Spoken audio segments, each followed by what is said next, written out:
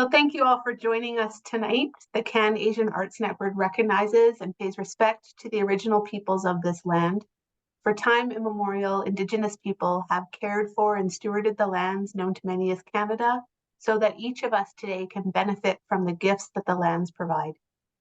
Out of respect for the rights of Indigenous people, it is our collective responsibility to critically interrogate colonial histories and their present-day implications.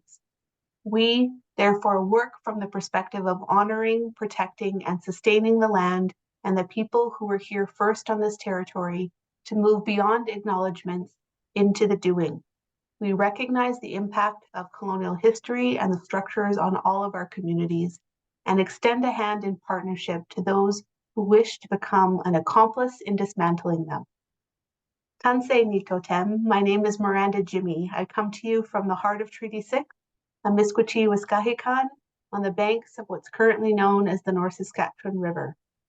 I come to you from the traditional lands of the Blackfoot, the Cree, the Dene, the Dakota Sioux, Saulteaux, and later the Métis and settlers and descendants of settlers from all over the world. Here on this gathering place, Indigenous people have been coming for time immemorial from across Turtle Island to share, teach, learn, trade, and celebrate. I hope it's that same spirit that brings us together virtually today. I have had the honor of working with the CanAsian Arts Network for the last couple of years as a consultant on this idea of decolonizing, bringing together these ideas of practicing a work of decolonizing practices in the arts as well as relationships with one another. And I hope you see that as we transform this collective of knowing and working together. We want to thank the Canadian Council for the Arts and Festival Access Asie. The Canadian Arts Network recently released a series of artist workshops that brought together talented speakers, including Marie Sewell, who we hear from tonight, and shared tips on working in the arts specifically for Canadian Asian artists. We're producing this roundtable because of the support we've received from Canada Council and those in the community that have been helping us. So thank you for the arts leaders and the community that have been sharing their knowledge and ideas. Our previous workshops are available on the CanAsian Arts Network YouTube channel, and make sure you sign up at canasianarts.com to get links to all of the content. For this roundtable, I'm honored to welcome my good friend and my decolonizing co-conspirator, Marie Sewell. She was raised pre-TRC in a defiantly mixed family, Polish, Mi'kmaq, and Anishinaabe. Marie is a member of the Listaguch Mi'kmaq First Nation and currently lives in what's known as Edmonton and works globally. I've had the honor of knowing Marie for more than 20 years as an active member of the arts community. She is a poet, author, performer, choral composer, facilitator, and cultural translator. Her most recent novel, Urbane, was released earlier this year, and she just returned from a voyage on the Japanese-based Peace Boat, and I can't wait to hear all about her voyage tonight. So let's get to it. First, we're going to hear from Marie with all of her perspectives on relational cross-cultural capacity building through her own personal journey. This will share her experiences, and she is a gifted storyteller, and I expect her to take us on a journey tonight. Once she's done speaking, we'll turn it over to you, the audience, to ask Marie anything you'd like to know about her work, her experiences, and the wisdom she's gathered on her journey. And how any of this can relate to the work that you're doing or the work that you want to create in your own practice. As you'll notice, this is a webinar format, so you'll need to put your questions in the chat or use the Q&A box, and those questions will be moderated and we'll try and get to as many as we can. So if you think of questions as Marie's talking, feel free to put them in the chat or the Q&A, and we'll get to them after she's done.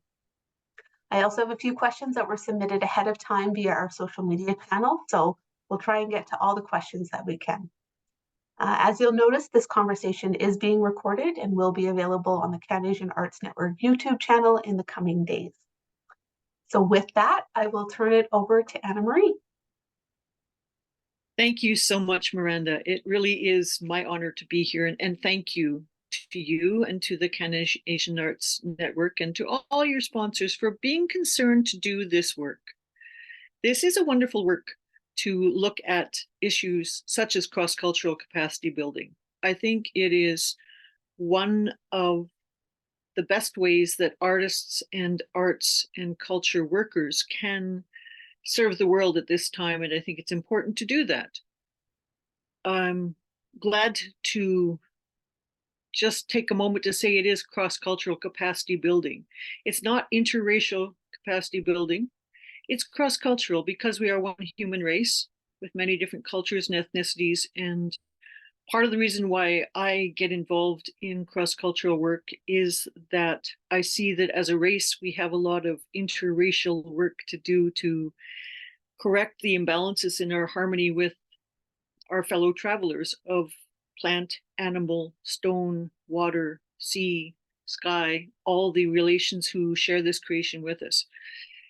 But maybe first we have to sort ourselves out because we do seem to have a tremendous capacity for misunderstanding each other, for getting our backs up against each other, and for slamming down cultural barriers when really there's so much wonder to be discovered if we turn those barriers into bridges. The other reason why I'm into cross-cultural capacity building is because I am cross-cultural capacity building. My mother married an Indigenous man openly at a time when that really wasn't so much a done thing around here, and resisted the call to pretend he was French or Spanish or some other more acceptable, not quite same as other people sort of person. And I'm everlastingly grateful for that because we were able to be ourselves growing up and to arrive at the beautiful place of saying, well, if you don't like who I am, I'm sorry you don't, but that's your problem because I am who I am. You can spend a lifetime trying to be something that you're not in order to please other people. And then you've just got two big problems. One, that they wouldn't like the real you. And two, that you waste a lot of energy trying to pretend you're not the real you so as to win favor from people who just really need to see who you really are. And then the rest of it's up to them. But that's who I am. And I came up at a time and a place where it was not as it is today in terms of identifying as Indigenous. A lot of people that I grew up with did hide who they were. I'm fortunate that I never did. I'm also fortunate that from the age of 10 onwards, I had at my side two of the most amazing women I've ever known. They are of Chinese Canadian heritage. And in our tiny little town, we became diversity, I suppose, although that word wasn't around then either. But I will never forget when I moved into junior high school. And I went a year early because we were in a tiny school and I was relatively academically gifted. So I was able to jump a grade thanks to our tiny school and really good teachers. But I didn't think about the fact that that meant I was 10 years old being thrust into the seething pool that is puberty in junior high school. So I landed there and I was terrified.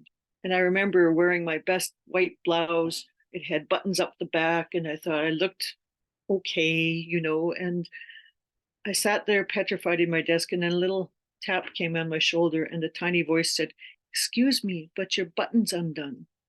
Can I fix that for you?"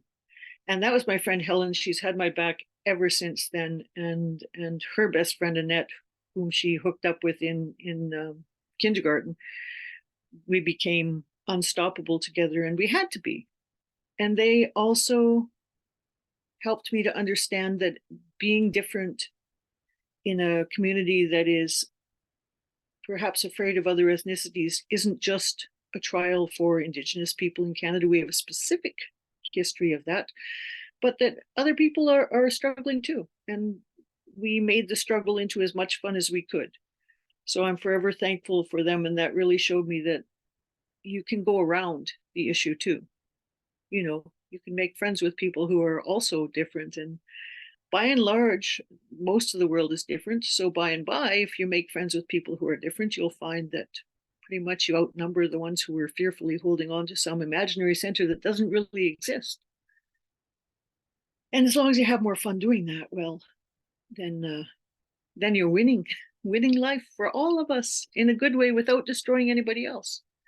But I wanted to talk about professional experiences working specifically to build cross-cultural capacity.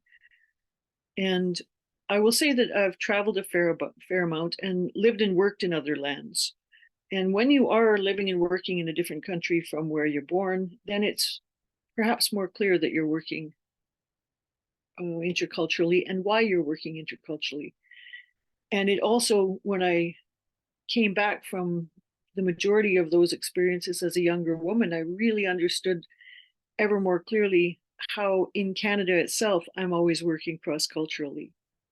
And that is the reality for Indigenous people in Canada. We're always crossing that cultural boundary in our own land. It's like a kind of eternal exile if it isn't going well, but it is possible for it to go well. To speak about my experiences abroad, I'd like to talk about time in Mexico teaching, in Japan teaching, in Korea on an arts mission, and on the mighty peace boat.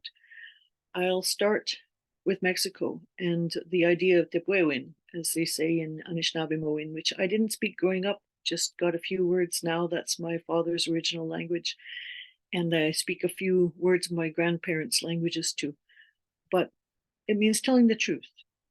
So in Mexico, I really had affirmed to be the ultimate power of telling the truth. I was hired to work in a private school in the 1980s in Mexico, partway through my university career. I didn't have a teaching certificate. I didn't have a teaching license. What I had was a background in theater, and there was a private school who were also theatrically inclined. And the administrators of that school happened to be in Edmonton for the Fringe. And they lost one of their teachers. So there they were, with 2 weeks before the start of the school year, going, well, since we're here, we may as well advertise. I saw the ad, I answered the ad. We had a great time talking about using voice and spoken language to create fluency and learning through theater and learning through performance and learning through creative arts. And then the question came, well, what about your teaching credentials? And I had to suck it up and go, I don't have any. And think they're either going to throw me out of this interview going, why did you waste 45 minutes of our time? Or they'll shake their heads and as they did, they went, what do you mean? And I said, well, I mean to tell you, I have a year off from university. I have good work references, but if you asked my teachers, they probably wouldn't go to give a good report of me. My father died, my brother died. I developed narcolepsy and severe stress reactions to being at school. That's why I'm taking a year off. But I could teach school because that's a complete different situation. And if you take a chance on me, I think that you will not be disappointed. And they took a chance on me and they were not disappointed. We had a great year. When I arrived at the school, there was one more big, well, there's several big challenges, but the next big challenge was being introduced to the community, and they wanted to introduce me as a licensed teacher from Canada. And I had to say no. I had to say, you can't do that because I'm not, and I can't spend a year here hiding from people. And if you hired me, then you're going to have to stand beside me. And if you don't want to do that, I'll just go home. Really, I have nothing to lose in this situation. I'll go home. And so they said, okay, well, we'll stand with you on that. And because I did that, I got to know the community in a really good way because they had questions for me and I had answers for them. And in giving those answers, we both discovered things about what we wanted for the kids of that community and what I felt I had to give. And it worked out really well. In fact, several of my students made some breakthroughs that year because I literally didn't know any better than to suppose that they might be able to do what they were supposed to do. I think if I had been a better trained teacher at that point, I might have judged them more harshly. I might have thought I knew who they were because they had by the time I was teaching grade 5 and 6, some of them had already been labeled since maybe grade 2 as a write-off. I didn't know that. So I could meet them as they were. And because I was willing to try different things with them, they opened up to those different things. And while we had many squabbles over the year, because they were children and they were full of the joys of being children and didn't always want to listen to the teacher, but we had a really good year, and everybody came out of it fired up with possibility, including me. And so I say, if you're going to build cross-cultural capacity, you have to start with the truth about where you are. And trust that other people will actually like that better than being lied to. I mean, there was the horrible time when I gave out the first report cards and I gave out the marks that the kids had gotten, because no one had thought, because again, I wasn't a trained teacher, they didn't think that they had to tell me that although there's a scale of 1 to 10, maybe if you're teaching at a private school with rich people, children who are paying to be there, you don't give them less than 5. I just gave them whatever they got, and there was much uproar and clamor, and I had to say to the parents, well, I'm sorry, but let's do better together. This is honestly where they're at. If they're getting 2 out of 10, I'm not going to tell you that they're doing great. Why would I blow that smoke up your skirts? Let's do this right. And so the parents were shocked, and then they were willing to get on board with that. And the kids were too, in a while. Once I got over being afraid of them, because I was actually more afraid of the kids than of the parents. So that was an interesting thing to learn too, that the status of the people that you meet when you're working cross-culturally matters too. And you need to become aware of where you see yourself. I saw myself as a peer to those parents, even though I was quite a bit younger than them. And when I think about it, at 22, I was about as much younger than the parents as I was older than the students, but the students were just kids. They were also just kids at that age where I had been through that terrible experience of jumping into the junior high school. So they were the most scary kids you could possibly imagine. Grade 6, they ruled the world. And they had me on the run for about 6 months until we sorted ourselves out. They went on strike one day, and they put strike signs on their heads, and they were just like, we're not going to do it. And I couldn't help it. I burst out laughing, and we had a serious conversation about how we saw each other and what the problem was of a lack of pulling together, really. And we came through that and began to build something really good together, but it took a while. I also wanted to speak about teaching in Japan. That was a completely different situation. In Mexico, I had to design curriculum. I had to hustle for supplies. I had to improvise a lot of things, because although it was a private school, the community that it was in is definitely not a first world community. In Japan, I was working for the Ministry of Education, and on the Japan Exchange and Teaching program, a lot of the heavy lifting is done for you. You're there to be a cultural ambassador, if anything. And so I had 8 schools that I toured around. We played bingo games. And I had to bite my tongue a lot, because they would play bingo with boards with 9 squares. I mean, how is that possible? But they just had the concept of word bingo, and I had to decide, is it worth it to explain the whole glorious history of bingo and why it's called bingo? Or are we just going to go with this game and teach the language?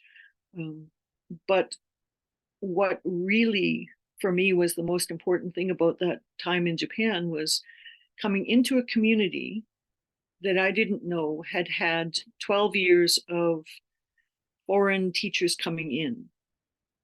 The person who had been there in a team of 3 teachers the year before and stayed really changed my life. She was a wonderful woman named Andrea Du, and she had been there with 2 other teachers who had rapidly moved on. When myself and the other replacement came in, she took us aside when we first arrived and said, this is something I need to know about you.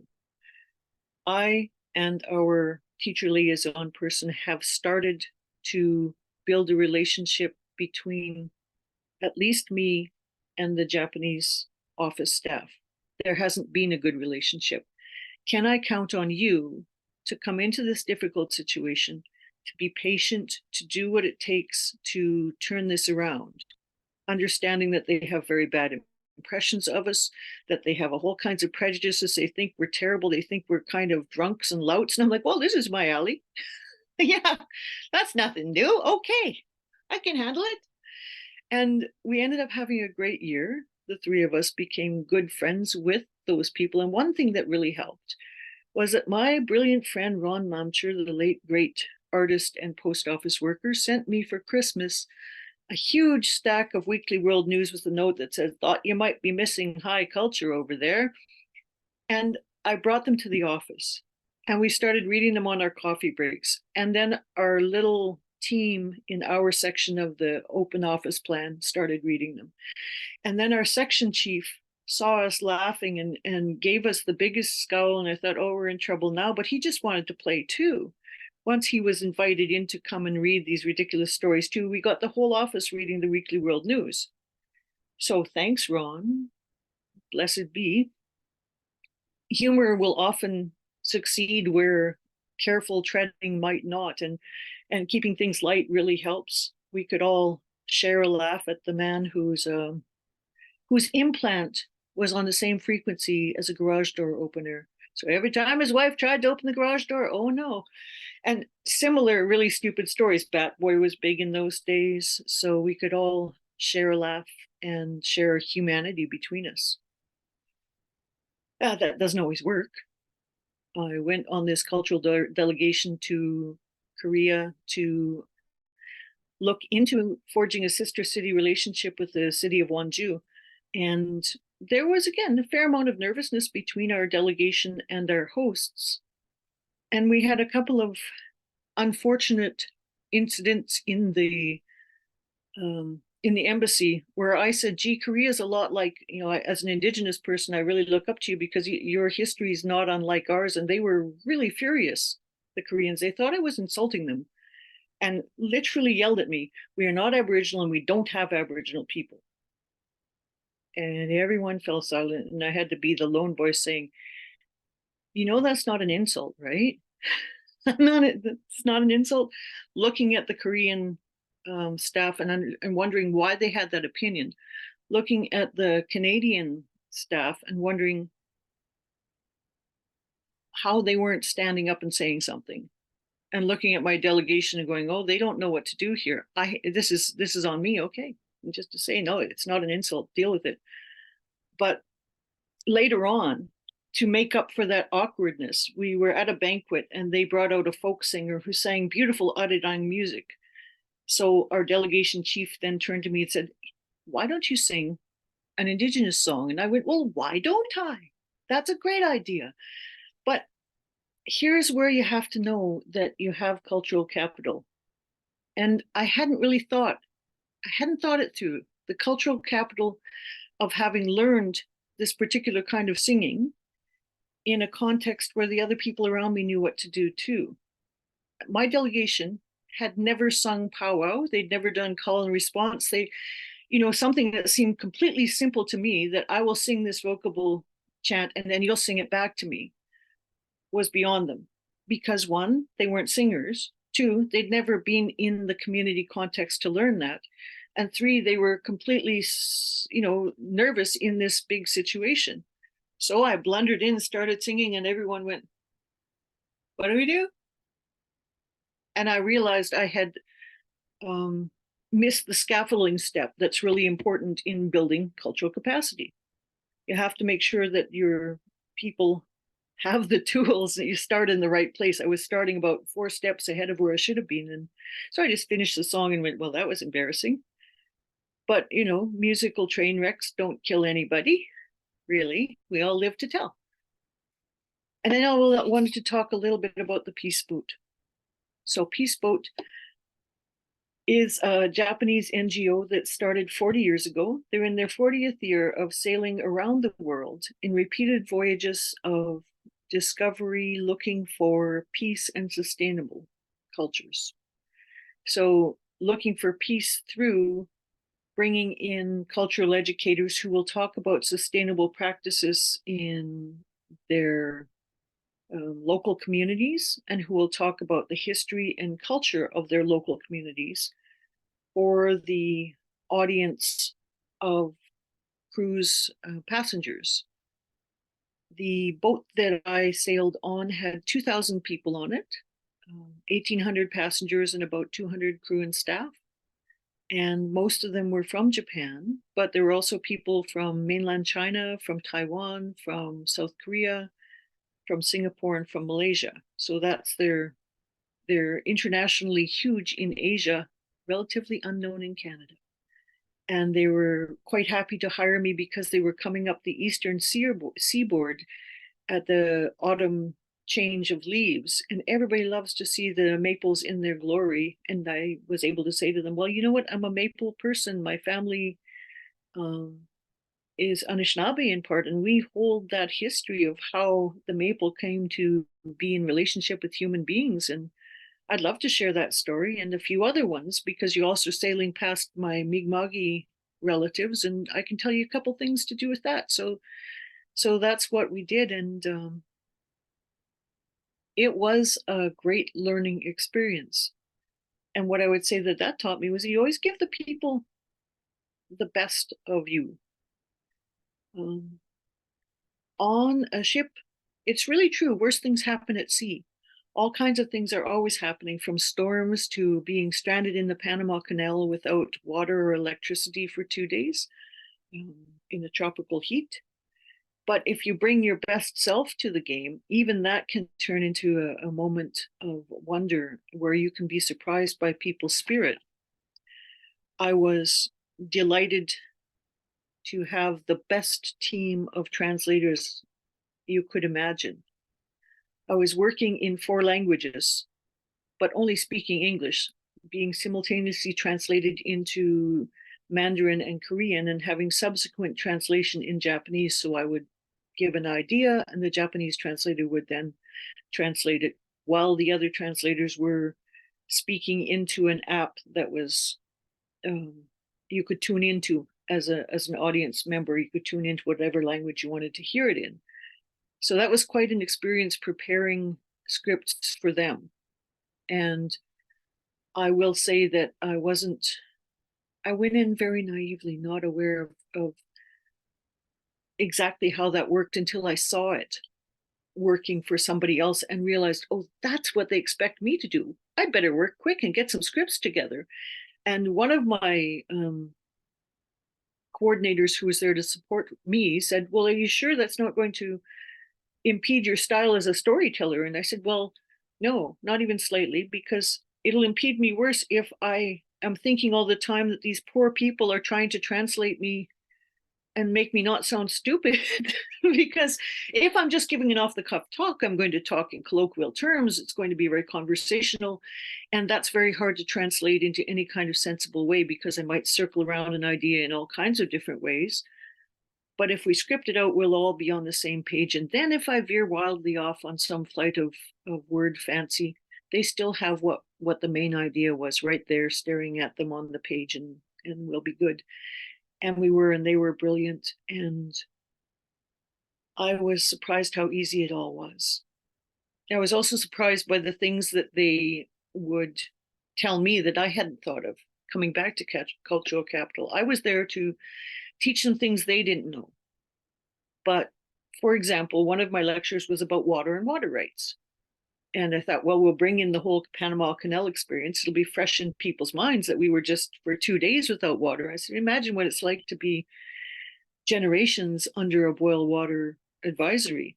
And my Mandarin translator, who's a brilliant woman who worked for the UN in women's rights in Bulgaria, and it was just one of the best people in that excellent team, put up her hand and said, excuse me, but what do you mean?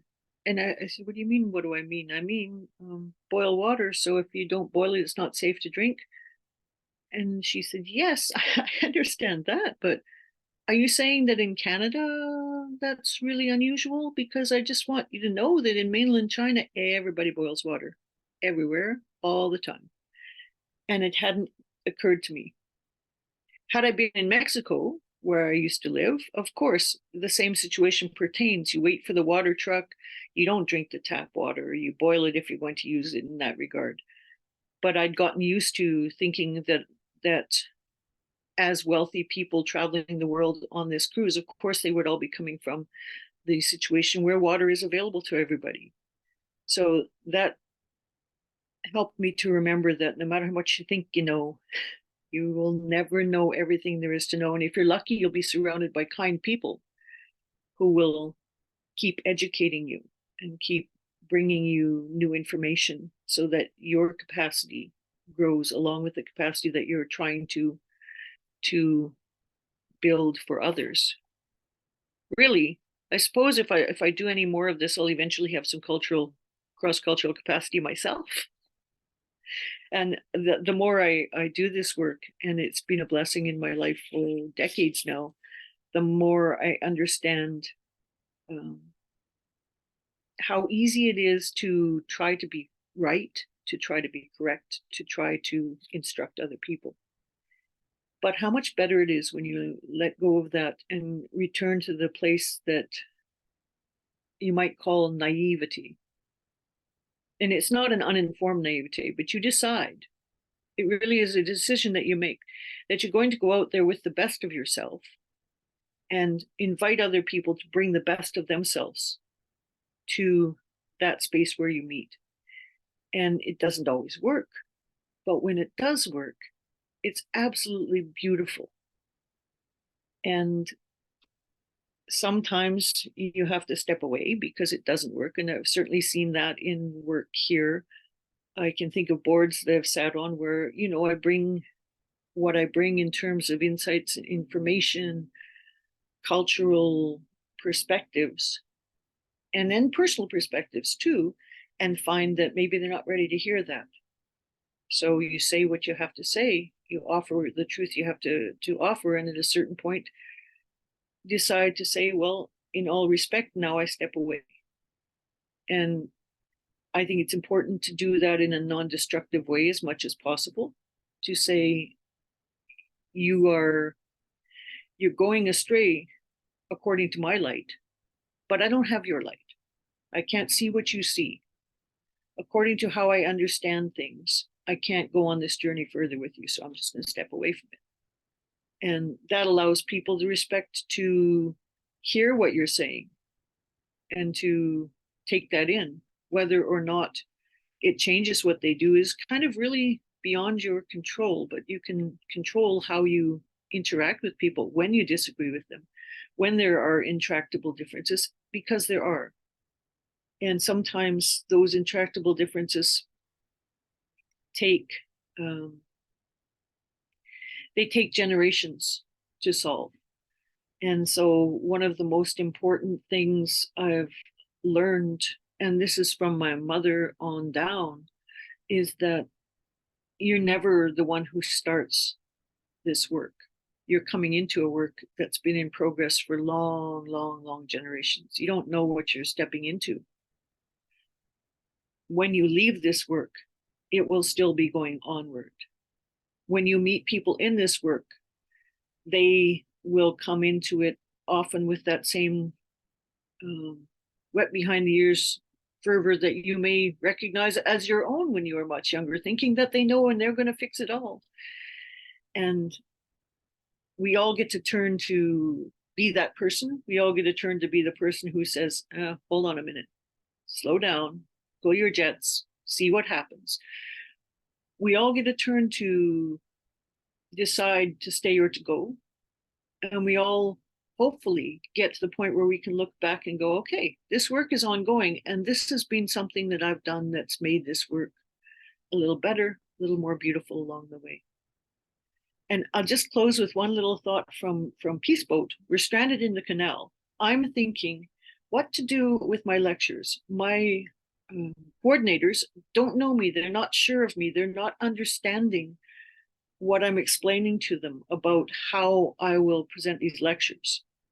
And I'm thinking perhaps they know better than I, because this is their boat. They've been on it all this time.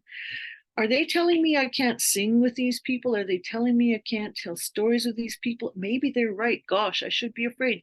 But then we're stalled in the middle of the canal and we're under the moon and we're running on generators. And Bob Marley's granddaughter is on the boat doing some lectures about Jamaica because we're going to Jamaica as well. So she gets the band together and they start playing reggae songs. And then she invites everyone to dance. And I'm swept up into this crowd of people. And most of the people around me are 10, 15 years older than me, maybe 20 years older than me, maybe there's some 80-year-olds among them. The oldest person on the boat is 97 years old. I don't think that person was there that night. But these are elders and they're out there cutting up and they're dancing and they're throwing their hands and shouting, whoa, yo, yo. And I looked over at one point and there was a man who was in an L. You know, he was arthritic and bound up, so he couldn't stand up straight. 80 years old if he was a day. And he jumps up and he starts throwing hands and yelling, whoa, yo, yo, in his little tiny voice. And I thought, oh, I'm going to be all right. Because wherever you go, people have a heart to sing in the moonlight. People have a heart to dance together. People have a heart to make the most of a difficult situation. And if you can find that heart, you can move everything else at least a little ways down the road. How am I doing for time? Well, I feel like that story is a perfect segue into what I was going to ask you. Just a reminder to folks online to submit your questions in the chat or the Q&A, and we'll try and get to them.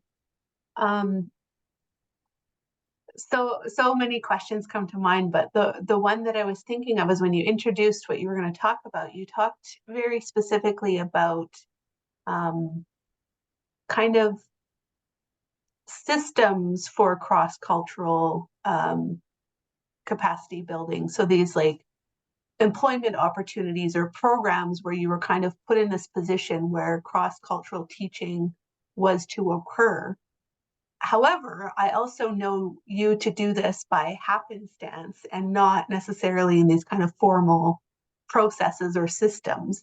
I think about the project that we worked on, Reconciling Edmonton, which just when we think about cross-cultural doesn't always mean racial lines. It can mean people from different experiences or perspectives. I know you've done work in disability arts, which brings together, again, different communities or cultures in the larger sense. And so I'm just wondering if you can speak a little bit about maybe those less formal opportunities you've had for cross-cultural teaching. Oh, well, everything is an opportunity in that way, isn't it? I mean, everything. In terms of working with people with disabilities, it's mostly been through working with adult literacy and using creative writing to help adult literacy learners become at least somewhat literate, you know, given that they're working with severe barriers that are often permanent barriers of illness and just their physical capacity. But for me, the most amazing thing about that is it's the same amazing thing. People have a heart to belong to something. And if you let them bring their heart into it, then they will find a way to express themselves in a way that's meaningful and that has some importance to it for them, but also for the people around them. And literally every opportunity to do art in any sort of way brings the opportunity to open up to another way of seeing things. On the 12th, when I got back, we did my friend Dawn and I did a session with LitFest, where we invited people from the community to come to a workshop. And so we had 10 people come in and we sent them on a walk around Churchill Square for 30 minutes with the question in mind of what's the story here and where do I fit in it, under the rubric of, you know, thinking of reconstruction, because there are stories that are built, there are stories under those stories, there are stories that used to be, there are stories that could be. And with those instructions and their own various different backgrounds, they went out and they brought back snapshots of the square, and it was phenomenal. The things that people saw in common, and the things that one person at a time might notice that nobody else had. And it was just, well, perhaps a foregone conclusion that that was going to be what we arrived at, but it was fun anyway to see it unfold. That if you send any given 10 people out on a walk, they will bring back 10 different stories. And some of those stories will feature the same people, but they may be seen from a slightly different angle, and the same stories might look a little different depending who's telling them. And so that was a great opportunity to see what was the difference between people who had been in Edmonton, say from the 1960s, as some of them had, to one gentleman who'd only come to Canada a month ago and by chance decided he was going to take a chance on this because he's a writer. But can you imagine being in a country for 1 month and going, well, I guess I'll take part in this public workshop. Sure, I'll go out there with the people, I'll write and I'll walk. And what he brought was something, of course, so fresh that no one else would, because he didn't have all the burden of knowing what he was looking at already. He didn't have stories associated to it. And I think that's an important thing too, to go into art situations knowing that you can learn from people who've not seen it before. Kids are good for that. You know, Mhm. the younger generation, they really haven't seen it before. It's all new to them. Well, one I of the questions that came up in a previous workshop, and I was thinking, I want Anna Marie to also think about this question, and it came up in some of the discussions following one of the workshops, was, um, there is this commitment across many cultural communities to decolonizing and to thinking about our relationships with one another, specifically non-Indigenous and Indigenous relationships. With that maybe comes an openness and a willingness, but also fear and hesitation about making that first step. So one of the questions that came in is, how do you start? How do you start building relationships across lines that you don't even understand, or even like understand where that person's coming from, or understand where to start, or how to even build a relationship with someone who's completely different than you? uh, really, firstly, you look at them and you listen to them, and try to find a place to meet them where the stakes aren't incredibly high. So sport's good for that. Um, Song is good for that. Eating together is a time proven way to meet people in a place where you're sharing a common thing. I think having a common purpose together helps that. Um, on the Peace Boat, one of the things I got to do was to make a workshop where I was going to be telling the story of dream catchers and demonstrating making them with people, teaching some people how to make them. Now, I learned from an old lady who sat us down, my brothers and my sister and I, and told us the story, and we made it. We went out and we got the wood from a tree. We did the whole ceremony that one does if you're learning it the old-fashioned way. But we were on a boat, and we couldn't take. There is international law about what you can and can't take on board in terms of plant materials and all of that. So, this is a long story. It's really, I'll write a whole long thing about it because it's a funny, great story. But it turns out that my colleague ordered what purported to be rings of wood.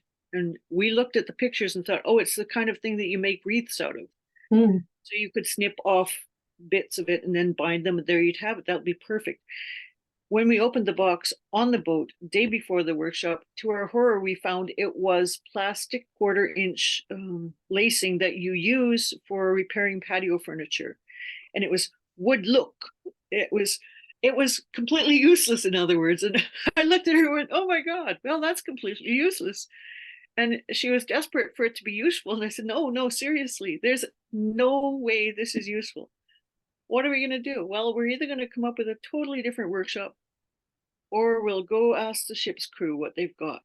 And turns out the ship had a carpenter. He made wooden rings for us, and we made dream catchers. But what happened was something I could never have predicted. It was supposed to be 20 people maximum, and the people signed up. But for some reason, it got put into a venue where people learned it was, and they all came in. So the first day I got there were 50 people sitting there, and they all want to make a dream catcher. And I had exactly one, the prototype that the carpenter had made. So I had to tell the story. And I can't stress enough that I didn't have a mic stand either.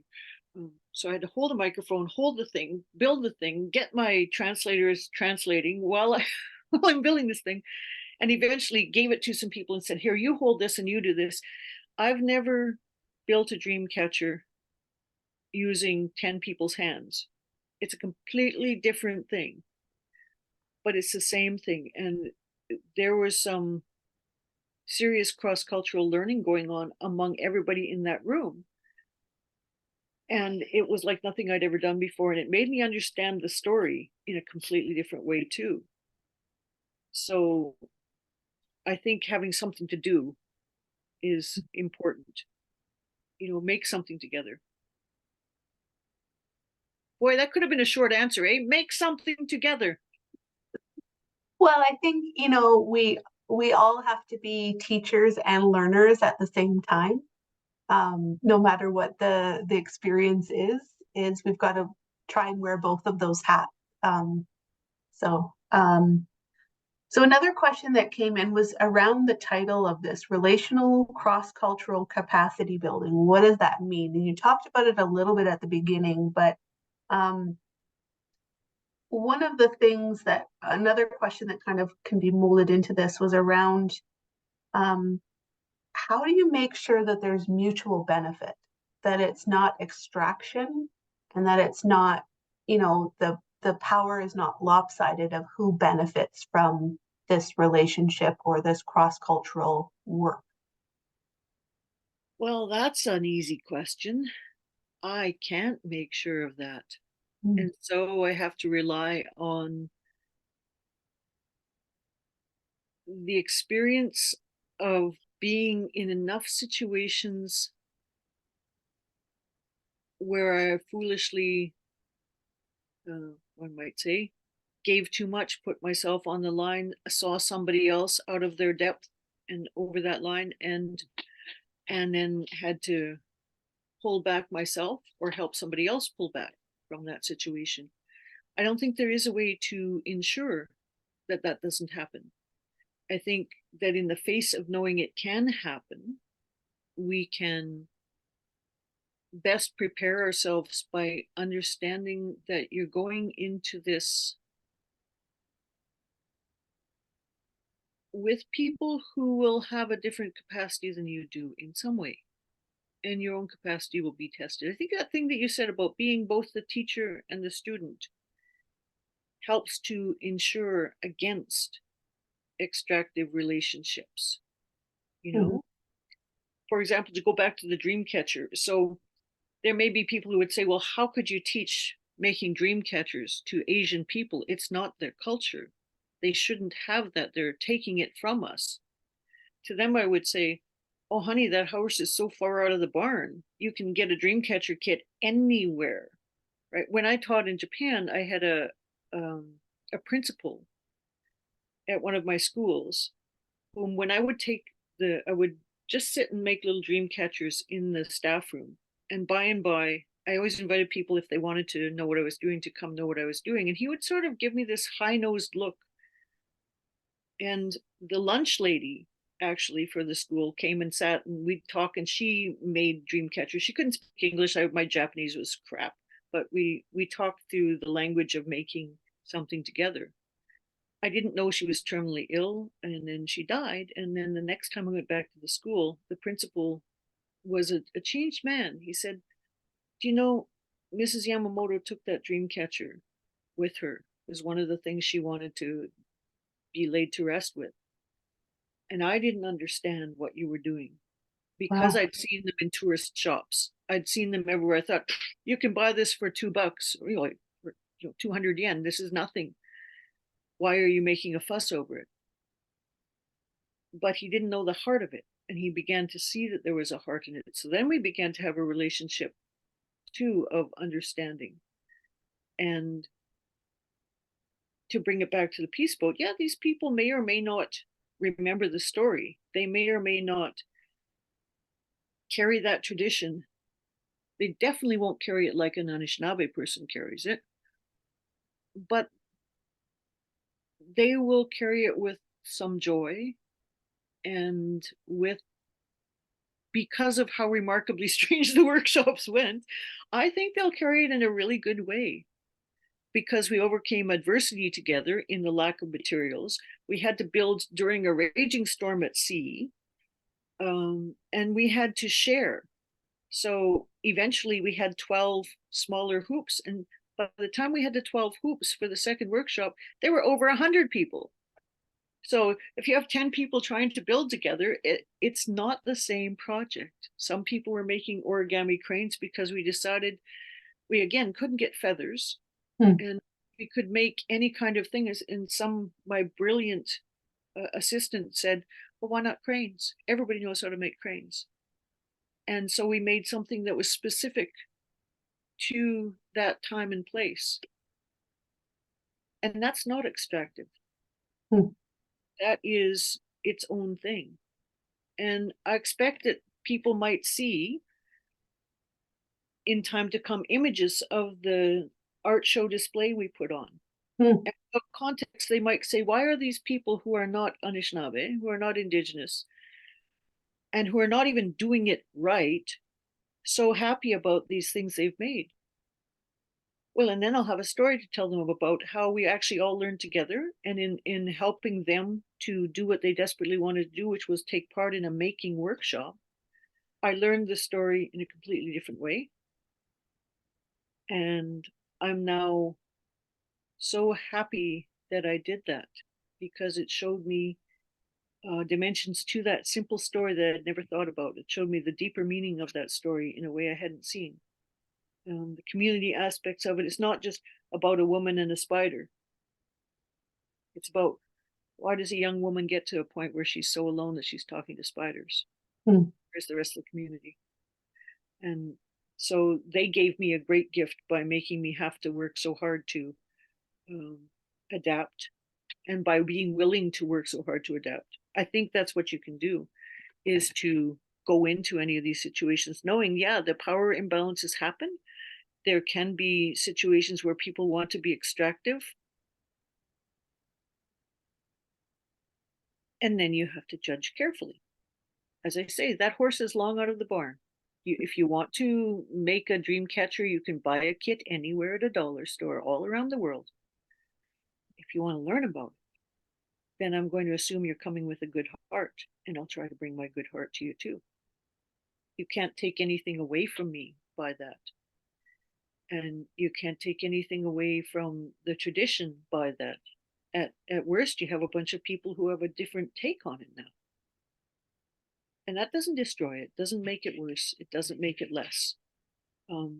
I did understand after that voyage was over why there were some stories I didn't tell, why there were a lot of stories I held back, why every instinct I had said, go in with the positives, go in with our cultural positives. Teach people that if they know nothing, don't start with all the terrible things that are going on, because they won't have a context for why they should care, and you'll exhaust them. Teach them what's beautiful.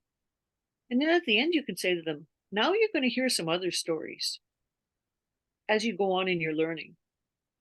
And those may be vastly different to the stories I've shared with you here, but they're also true. There are stories of anger and addiction and poverty and injustice, and those stories are also true.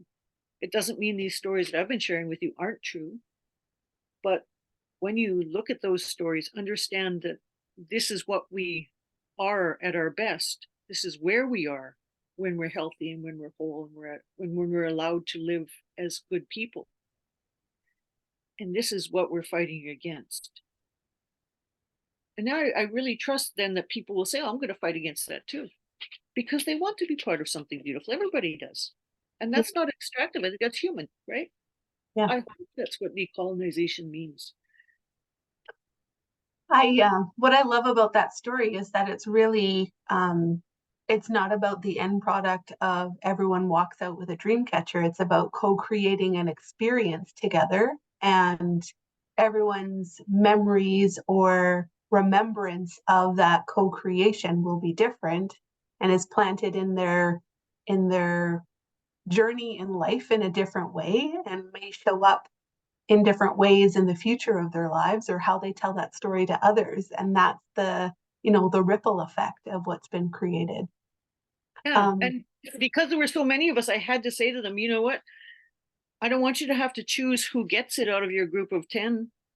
We're going to make a giveaway. I want you to decide who, as a group, you're going to give it to, and you have to give it to somebody else. Mm. Give it to someone on this ship who has helped you in some way. And you go write their name on the rim of it, and we'll do the display, and then they'll be given away after, because that's the only way you can do that. Right. What are you going to do? Divide them into 10, or people will visit them for a month at a time when they go home? I don't think it'll work. But the other random part of that story that just made me snicker was I have a cousin who's on the hunt in society always for the best drag queen name, and he shares them on his social media of, I'm adding this to my list, and one of his names on his list is Dollarama Dreamcatcher. There you go. And see, I would think that's a good name for a band. I'm always on the lookout for band names. My brother and I, when we were kids, we started doing this thing. What's your imaginary rock band name? Yeah, exactly. So a question that's come in, and I think it's probably from the way you've spoken about the work that you do, is how to show gratitude. So how does honoring the gifts that have been received from others in the work that you create through those learnings, through those relations, how does gratitude show up in that relationship? What does that look like?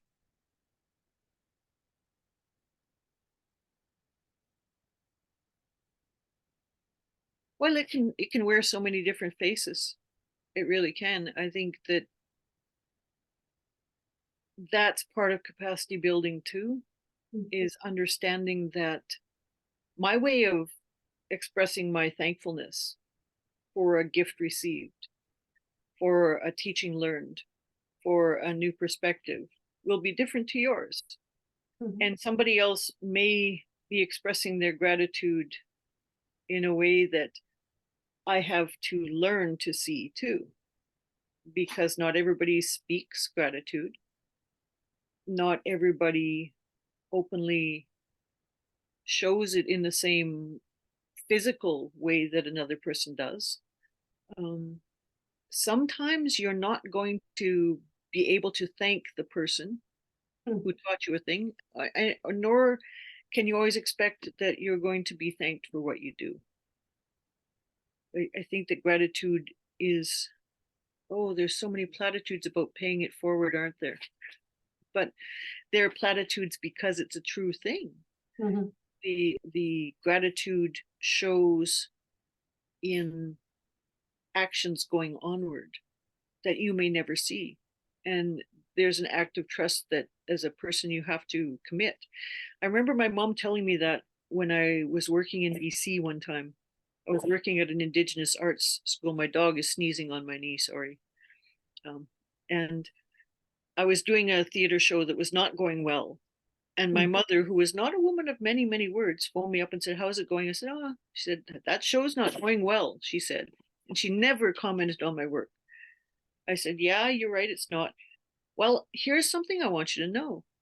I want you to stop trying to act like God. I said, well, what do you mean? You're a tool. I said, well, yes, people do tell me that. But no, you're a tool of God, she said. You have to understand that you're not going to know who you're doing this show for. You think you know for whom you're making this show. And I will tell you right now that you don't know. And you have to go out there trusting that you're doing the best you can do. And someone will need to hear what you have to say. And she told me a remarkable story from her own life, from a time when she said something, someone overheard it and came back to her 25 years later and said, that thing that you said that day changed my life. She hadn't been speaking to them. And she said, I hadn't even been thinking of them, but they were just there and they heard it. Know that that's the nature of any kind of meaningful work you do. You give it out into the world not knowing who will benefit from it. And if you're doing it right, eventually you'll find out, so be prepared to hear about it today, tomorrow, 25 years, or maybe never, but you'll see. By things turning out better for other people, maybe you'll see. And I thought it was a bit of a tall order at the time. So by good fortune, I was sent two people who came to that show, who walked out of that show midway through, who were peripheral to everything I was doing. I had no focus for them at all, but then who came and found me the very next day, who came to my apartment and said, we just want to say. And they pretty much said back to me, word for word, what my mother had said about the meaning of my words. They didn't know her. They'd never met her. There's no way that she could have contacted them and said, go tell her this. But by good fortune and by the blessing of the mysterious God, as Tolstoy says, they came to me and knew that I needed to hear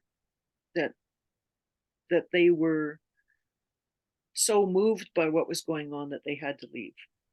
Mm-hmm. So sometimes gratitude can look like somebody is overwhelmed and they have to leave. Yeah, that's gratitude too.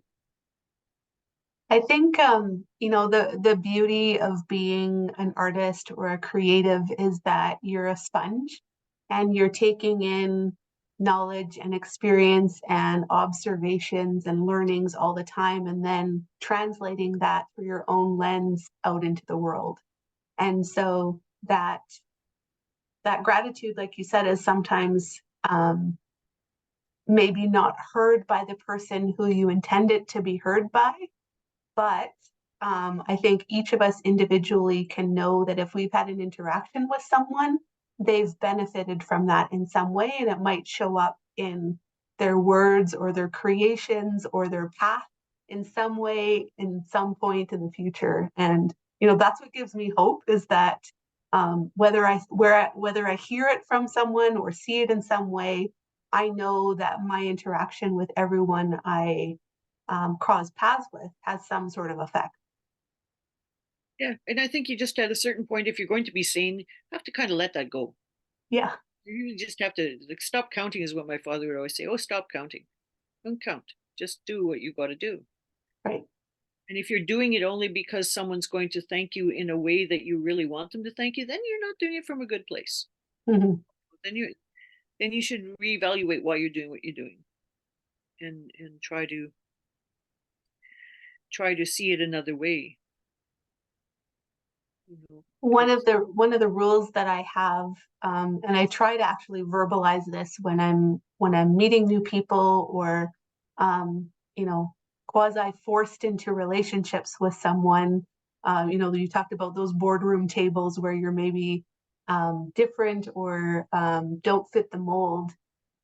Something I try to verbalize with folks is, I just say, my expectation here is that you give what you can and you ask for what you need. So if someone asks for something, you do your best to fulfill that, and you make it clear what you need to be successful at this table.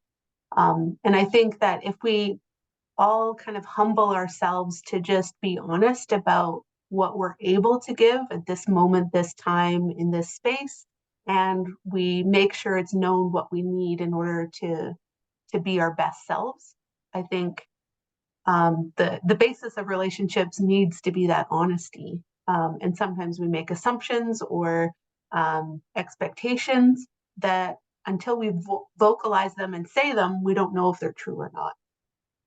Yeah, and sometimes even afterwards, you may, I think we can surprise ourselves too. We can think we're up to something and realize later that we're actually after something else. Yeah. and that a thing worked better than we thought it was going to work because we didn't notice what we were really after. Or a thing worked worse than we thought it might because we didn't notice what we were after, Right. and I think to give that grace to yourself and to other people, particularly to other people, to know that if a person can't help you in the way that you need to be helped, that's not necessarily unkindness. Right. It's sometimes it's really about their capacity. A person can't give you what they don't possess. Yeah. And they can't, if you asked me to, I don't know, lift you up physically, it would be a bit of a chore because my upper body strength is so really. But if you ask me to tell you a joke that might lift you up and let you laugh, that's much easier. So we have to always be watching to see what can people give us, and always asking them, well, what do you bring? What do you have to give? Right. Not in a demanding way, but in a way that opens up the possibility that maybe what they have to give, they weren't willing to put on the table because they might not think it's that important. They might be singing a song, not realizing the years of training and the trusts and the gifts that gave them the ability to do that. And it might take them singing that song and nobody else knowing what to do to realize, oh gosh, actually you have to be trained to do this. It's not that simple. Mm. And they might think that's not something somebody needed to know. Right. They may not think that they need to know that the thing they have to bring is the knowledge that in China everyone boils their water. But if the door is open for everybody to bring their knowledge to the table, to bring their capacities to the table, to bring their little gifts and their big gifts, then we get a lot further. We needed that old guy dancing. Honestly, we did. I think maybe we'd still be stuck in the canal if that old guy had got up and danced, because you can't tell what the ripple effect of actions is, but maybe he was just enough to shake whatever was broken so that it could be fixed. I don't know. And maybe he just needed to dance. Maybe it had nothing to do with the boat and he just needed that for himself. Yeah, clearly. And that much is beautiful too. And I needed to see him to think, yeah, elders still have a young heart. And why wouldn't they? Mm-hmm. Right. And how do we all create spaces where everyone can show up however they want to and feel welcome to do that? Yeah, that can be hard to do, especially when people come, and they will come hurting. To cross-cultural work, people come hurting. And mm-hmm. It can be really hard to hold space for that. And I've certainly been in situations where a person comes hurting to a circle of other people who are also carrying things, and they're trying to create some space together where they can, as you say, bring who they are, express who they are. And if a person who's really, really hurting too much comes into that space, it can drain the air right out of the room, so that everyone who's there now has to pay attention to that one person's trauma. Mm-hmm. And in a sense, that's a holy and human responsibility to do. But if you're not prepared for it, right, and if you don't know how to heal it yourself, it can really just derail a process. So as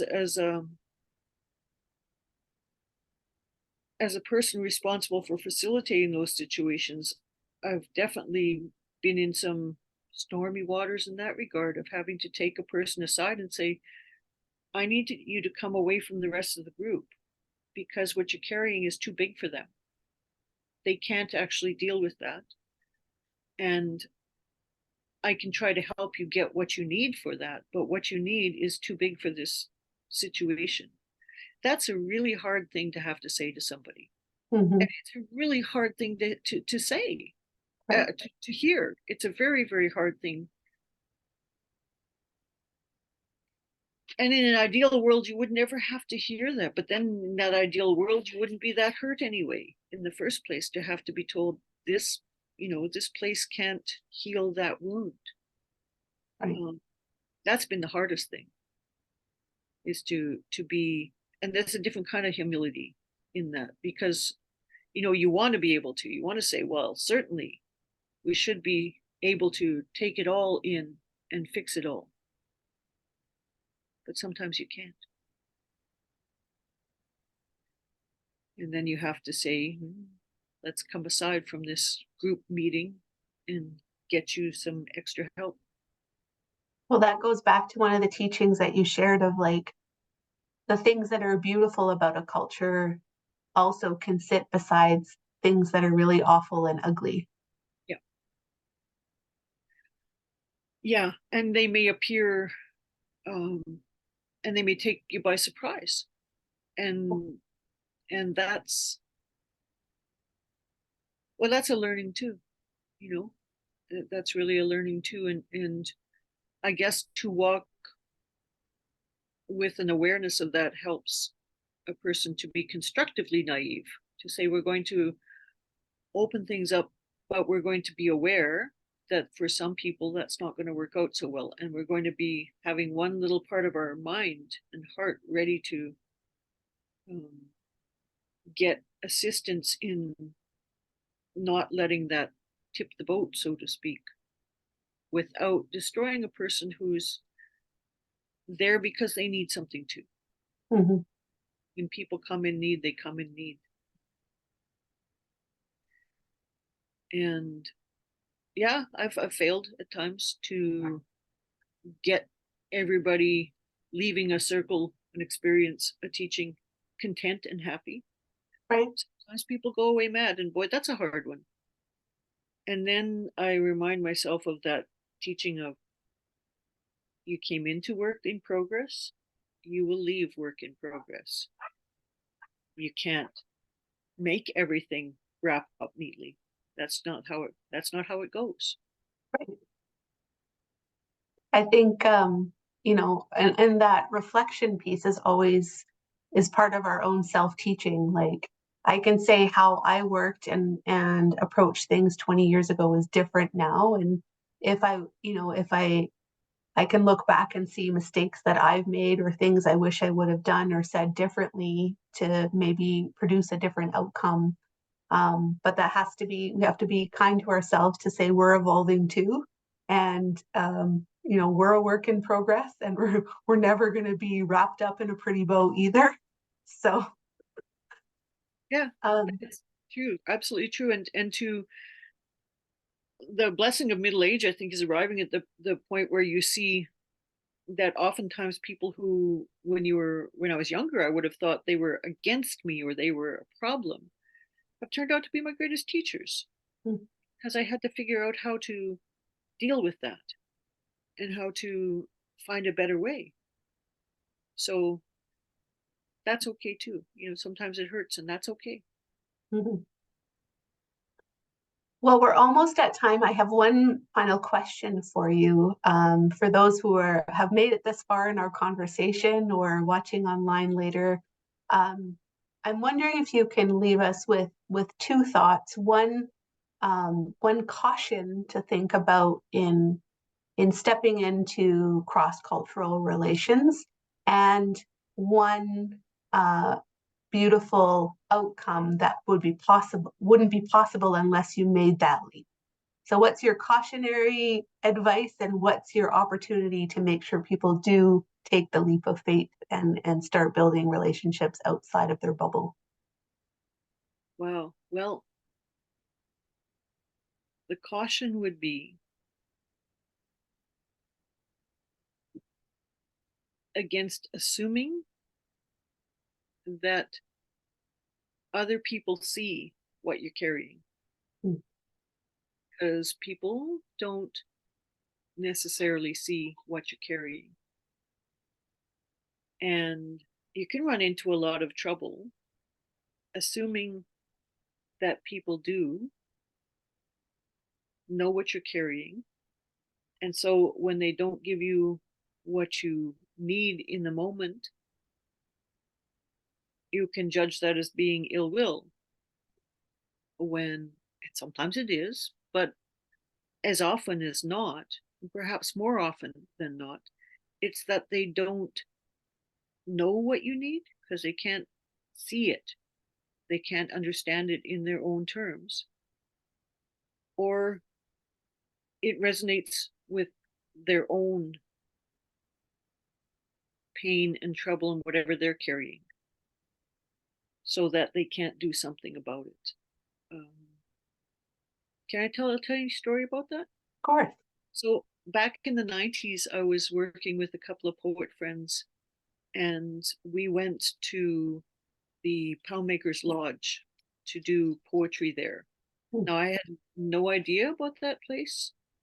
I was brought up in the country. I'd, by this time been at university for a few years, and was had made the city transition, but there was so much I didn't know about that history, that culture. The young men that I was going there with, I knew them as poets, and they were both Indigenous as well. So I thought, hey, we're all Indigenous people going to this Indigenous place. Really didn't know how much pain those people in there were carrying. And I made a cultural mistake in that my father is my Indigenous parent, and most of the female relatives who could have told me all these women things were dead. So, there was nobody who had told me that a woman isn't supposed to even go in the same room when they're lighting sweetgrass. Mm. It wasn't something we grew up with. I didn't know anything about it. So all these very angry, very edgy people were trying to light sweetgrass and it wasn't working. And then they were like, somebody must be, and this thunderous voice was accusing somebody is doing this and they're on their time. And I was like, I whispered to my friend, what does that mean? Do you mean like moon time? Oh my God, it's me. And I apologized. I said, I'll just leave now. And they yelled at me. These people yelled at me, how dare you do this? How could you be so rude and so vicious and so, and I just said, look, I'm really sorry. I did not know. I'll leave the room now. I'm leaving the room. I mean you no harm. I honestly, and I was devastated because my one friend helped me out and my other friend just stood there. And the situation calmed down. We did our thing. We were all riding in my one friend's pickup truck. And, so I'm sitting in the middle. On the one hand, there's my friend who's going, oh, it's going to be okay. And, this is how we learn. And you got to remember, these people are all in their addictions and they're very angry and very edgy, and it's okay. And it's okay. And I'm just shaking. My other friend sat there, wouldn't look at me, wouldn't speak, nothing, didn't say a word. And I was horrified because I didn't know whether to be furious at him for letting me down and judging me, Mm-hmm. or whether this was worse than I even knew. I was very young at the time. And then a long time after that, he found me and said, I need to go back to that night and tell you something. I was frozen because my mother had been in that treatment center and it hadn't worked for her. And she, in her worst days, my father would beat her, and I was a kid and I would freeze, and I just froze when those people started yelling at you because I went right back to being 8 years old. Mm-hmm. I was so caught in my own, oh my God, what do I do? That I had no understanding that my friend was really hurting there too. Right. I saw what I needed. My other friend, who was a little older and in a more wise space, was able to sort of field us both. But I didn't get it. Mm-hmm. And I think that's the caution, is you don't know what people are carrying. So when a thing goes wrong or seems to go wrong, take your time with it, because what can happen is that person can come back to you again. It was 3-4 years before he came back to me and said, I want to sit down with you and talk to you about that. I had let it go. Right. There's nothing I can do about it. But he needed to make that right and to help me to understand what had happened there. And Mm-hmm. it took a load that I didn't even know I was carrying right off of me. So it's worth going in. It's worth blundering, because somewhere you're taking a load off someone. He hadn't wanted to have to go through that experience. I hadn't wanted to go through that experience like that. Probably those people who were in that room and being so angry hadn't wanted that experience either. Probably nobody wanted that to be that way. But eventually, if you persevere and sort out your part in the thing, when my friend came back to me and said, "Do you remember that?" I said, "Oh, well, yeah, I do." And I hadn't realized I was carrying a lot of hurt about that. Mm-hmm. So the beautiful thing that can happen is you might solve in the moment something that happened long ago for you, like my friend did. He solved the thing that happened to him long ago. Or you might set up a situation where years down the road you'll learn something that you needed to learn. And that stayed with me in many, many, many situations to go, yeah, I don't know what this person's carrying. And make space to be gentle with whatever that is, not to let it necessarily override what your mission is, with what it is that you're trying to build. Mm-hmm. But if you're honest with people, eventually things come right. I have to believe that. Yes. I have to believe that because it keeps showing up that way. Right. It keeps happening, so I think it must be true. Well, I hope it is. Yeah. And then you get the joy. Then you get the joy of realizing, well, this person's not an enemy. They're a person carrying their thing, learning their thing. And you can de-enemize the world in that way. Yeah. Oh, that sounds bad. You make the world peaceful in that way. And that's important. I would say, can I say a quote? This is from Tolstoy, because I was just watching a beautiful Italian production of Anna Karenina last night for no particular reason. But he says we don't need to live for our needs, for our passions, for our desires. We need to live for good, for truth, for that mysterious God that all things depend on. And perhaps that's why all happy families are alike, because deep down, happiness is the same for everyone. And it's such a tidy ending to a long and convoluted story, but in fact, it's true in cross-cultural work too. Expressions that we have of our culture, things that we believe to be fundamentally true, may be very, very different to each other and may put us at odds. But underneath that, we have a heart.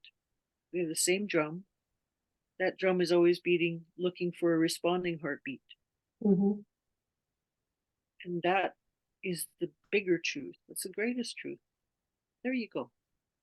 Beautiful. Thank you. I raise my hands to you, Anna Marie, every conversation and every chance I have to share space with you is always a gift. Thank you for sharing your wisdom with us today, and everyone out there who's joined us today. I'm grateful that Anne Marie's been able to join us for the second conversation now with the CanAsian Arts Digital Literacy Series. You can watch the first conversation she was a part of, which is How to Acknowledge the Land. And you can rewatch this in a few days on the CanAsian Arts YouTube channel. I'm grateful for the support from Canada Council for the Arts and Festival Access AZ for making this project possible. If you are a Canadian Asian artist looking for more support, visibility, community connection, we want you to join our network at canasianarts.com and follow us on all the social media platforms. We hope this roundtable discussion has been helpful for your artistic journey. Next Monday, I am hosting another conversation with another old friend, and we'll have an opportunity to talk about disability arts for all with JS from the National Access Arts Centre. So please join us next week, and thank you again for coming. I hope our paths continue to cross, and thank you again, Anna Marie. Have a great evening. Thank you so much, Miranda. Hi, Chimigwech.